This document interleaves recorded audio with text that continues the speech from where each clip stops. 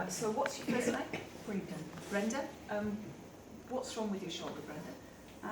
Probably about 4 years ago I lifted something heavy, so I tore something here. All right.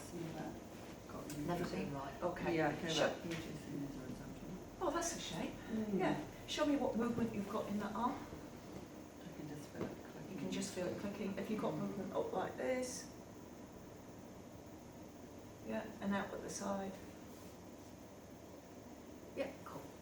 Right, let's see how long it takes to fix that one.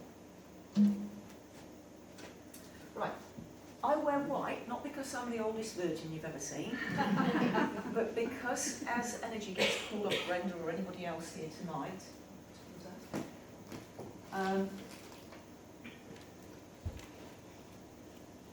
so as the energy comes off, the surgeons that work with me, so I work with a team of spirit world surgeons who are aligned with the will of God. That's really, really significant. So as energy gets pulled off Brenda, they want to see it in my energetic space. They don't want me to have her aches and pains. And when I do healing after healing after healing after healing, it's really, really important that I don't get contaminated by what I take off them. Now, spirits that work in alignment with the will of God. So along my journey, I awoke to spirit world at the age of 31, and I was somewhere around 40 something, 45 maybe, 40, somewhere 44, 45, when I then visited John of God in Brazil. John of God is the world's most amazing healer. Some of the surgeons that work through me work through John of God in Brazil, but not anymore at the moment because John of God's under house arrest, if anybody knows anything about John of God, on some very dodgy, spurious charges against him. He's a man that's worked for Spirit for 60 years. He's something like 76, 73, 76. It's very, very weird. And if you look on the internet, it'll be 200 women, 300 women, 400 women, 500 women, 600 women. Really? It's very, very weird. And I'm pretty darn sure that the good spirits would not work through him if he was in any way dodgy. Right, Brenda, just try moving that shoulder again. Notice how it feels.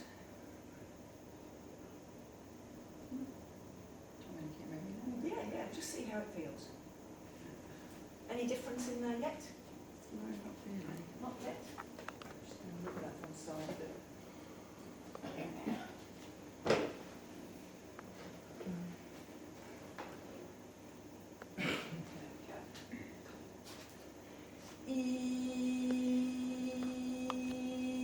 So while I was out with John of God in Brazil, one of the senior surgeons came in and said to me, "You have no discernment." And at that time I'd been working for Spirit for at least 10 years, probably 12 years.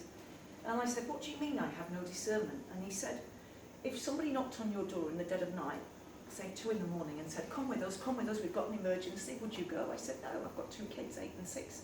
I wouldn't go with you." He said, "But that's what you're doing when you just work for any spirit. Just because there's a spirit talking to you, whether it's out there or in here, doesn't mean that that spirit has your best interests at heart or humanity's best interests at heart." Yeah? There may be some key people on the planet at the moment that are being influenced by bad spirits. Yeah? Yeah, all those people that are absolutely destroying the earth for dollars, inside of their brains may be a spirit that's destructive, that's harmful.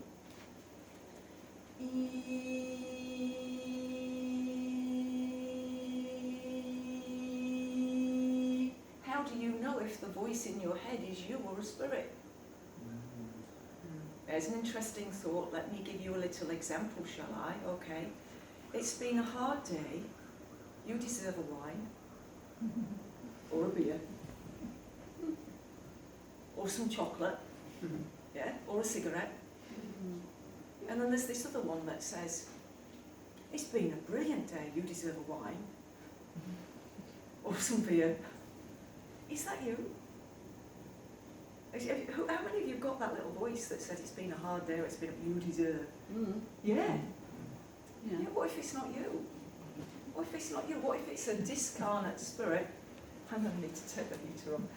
What if it's a discarnate spirit, a spirit that's no longer in a body, that can't get alcohol in spirit world because there's no alcohol in spirit world, so it hops into your body to get you to have a beer or a wine, and then once you've had yours, it hops into the next door neighbour. You know, if you walk or play a game, I was in Wellington in a big theatre doing a show as a medium, because I'm best known as a medium than a healer. And this spirit hopped into my body and he communicated with his sister and he said, I'm not with her, tell her I'm not with her, because she doesn't drink, she's teetotal, and he was an alcoholic.